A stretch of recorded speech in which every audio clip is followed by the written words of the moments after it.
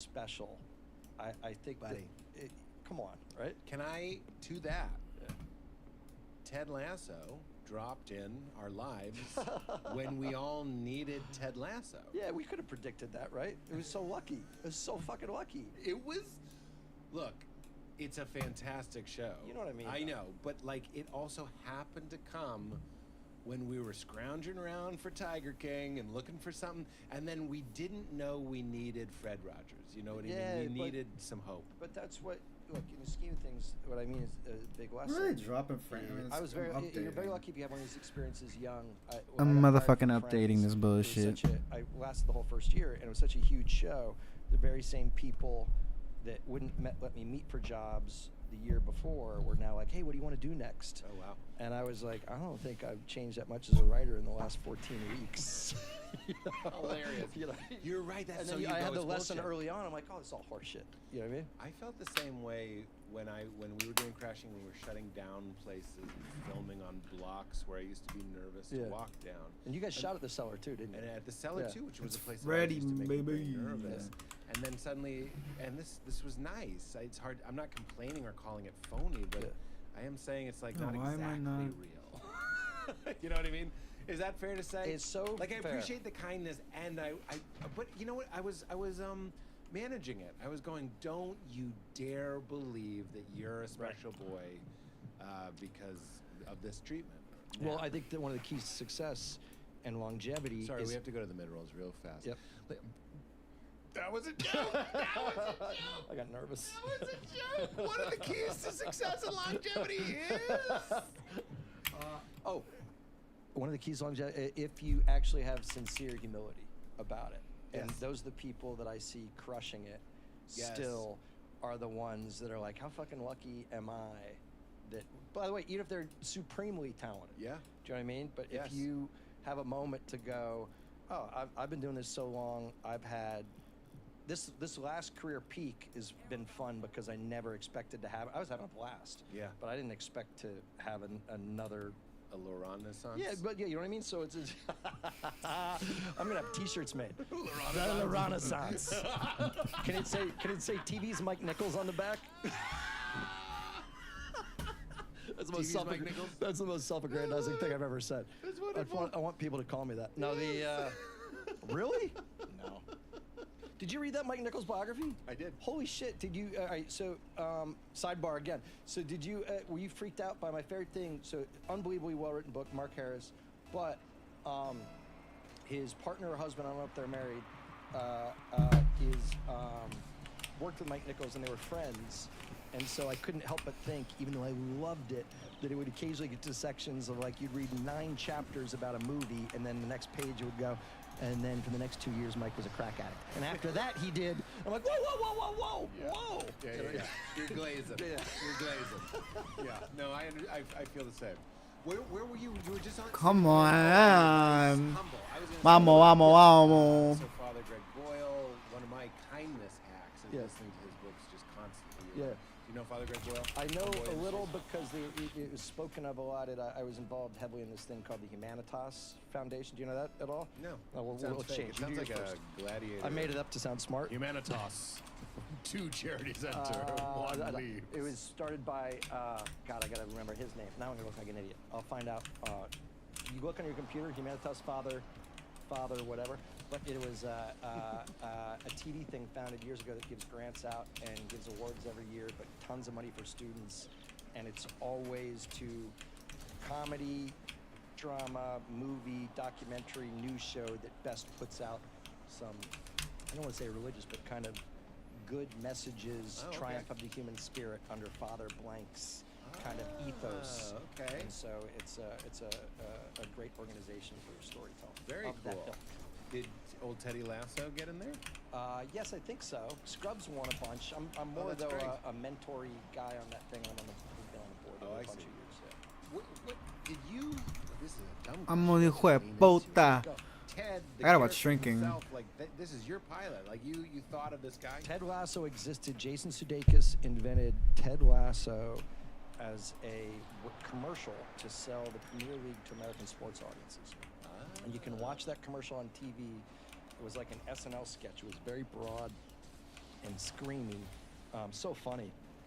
But it was Jason, an American football coach that goes over there, and in the course of 2 commercials gets fired, doesn't know any of the rules, and is yelling and screaming. Oh wow! And So you're like the caveman. And so basically, That's funny. A good artist can come from anywhere. It's Ratatouille. That's true. Sure. All right. But Jason, to his credit, I was chasing him to do something else, and he goes, "Man, I did this character, and nobody will let me pitch this as a show because it's kind of broad and silly and loud, but I'd love it to be something with emotional depth, and that he's actually a kind guy, and it's about mentorship." And because I had done that in the past, we were able to sell that together. Nobody bought it except Apple, because we'd show these videos of this dude screaming and loud and raucous and funny, and we thought that's what the show was going to be. Oh, interesting. And it was not. And like, even when we turned in the show, Apple was very supportive, but when we turned it in, they're like, "What the fuck is this?" Oh wow! Yeah, 'cause I Because thought- what they wanted the loud screaming. I think people want Honestly, comedies to I be mean, noisy and splashy. And if I'm thinking about that show, I mean, shouldn't it have ended with him being like, "And then you tackle him," or something? You know what I mean? Like, it should have been stupid. Like, it should have been stupid. I'm really obsessed with when the first time you see Ted in the pilot is when he's doing the dance. Yeah. Because I went into that show, like a lot of shows, Fuck. just, skeptical. Everybody was loving it, and I was like, "We'll see about Yeah, that." we'll see. I don't know why I go in guarded. Probably to not be embarrassed. I Yeah. don't know. And then as soon as he was dancing, I was like, I'm fucking that up right was now. a click moment where something else was happening.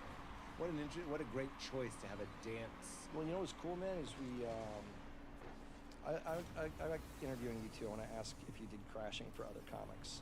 Remind me of that question. Sure. But so when we started on Ted Lasso, the coolest thing was in the writer's room, you never know how you're going to work. And so we were like, man, it'd be nice to work on something inherently optimistic. And No, I and fucked even us. if it shits the bed, it was like a Jesus. super good positive experience. Oh my You know? God. So As What shit am the I bed off of doing? it. Right Right to to bed. bed. What am I It's a fucking doing? It's because it feels awful and then it feels great. It's the key to life is surrender. This is happening. Yeah, the moment when you fight it, it's the worst thing that's ever happened. And when your brain goes, maybe it's not the worst thing that's ever happened, then you're Oh my God! I think there's kind of a profound death comparison here too, where it's like if you could just stop Submit. freaking and just surrender and go, it's the end of all the Oh! tension. Oh! No! Raises Lazarus from the dead, and it's like, what if Lazarus had debt? You know what I mean? And like he had like a relationship, he didn't know how to get out of it. Now I gotta break up with her. You know, it's like, oh, sorry, I didn't ask. I did a bleak joke on Scrubs. They tried to censor Ted, and he always went. Why am I dropping so many motherfucking frames right now? Briefcase, and there was the person opened his briefcase. All What am I that's in there doing? is a smiley face button and a gun. And he goes, "Well, one's in case I have a bad day, and one's in case I have a really bad day." The point about death, in the middle of it, he gets relieved and happy. He goes, "Finally! Oh my Sweet God! relief!" Yes. And then he lands into a big pile of garbage and does not die and is And it's like, disappointed. Come Yeah, on! I think of Homer all the time. There's a late Simpsons joke where Homer's like, and then we raised the kids, and I worked for 10 more years. And then he goes, and then the piece of the grave. And I was like, I sometimes enjoy thinking of the phrase, the piece of the grave. The piece of the grave. is all the- It's a bad rap. To bring it all back, I had a Okay, buddy, why am I comedy fucking writer dropping who so got stuck many in traffic and motherfucking eventually had to frames? succumb to What is shit in his happening? pants, and he said it was so liberating when he did it. Because he's, by the way, he just said turn the radio up, rolled the windows down, and just, and by the way, and the Why? gesture for us became this. We never said it again. And that's it, filling your jeans. That's sign language for shitting your pants. Perfect. Yeah, it was submitting. The bad W, we call it. Oh, I almost got a second one. It's not what we call it, but it is now. Now it is. I mean, what's so bad? Relief? Warmth? I mean, my daughter, babies poop their pants all the time. It's a mitzvah. Yeah. They're really okay with it. Oh, that's really funny. Drop the story. Where were we at about a million things? Fired from Friends. Let's go to that. What happened?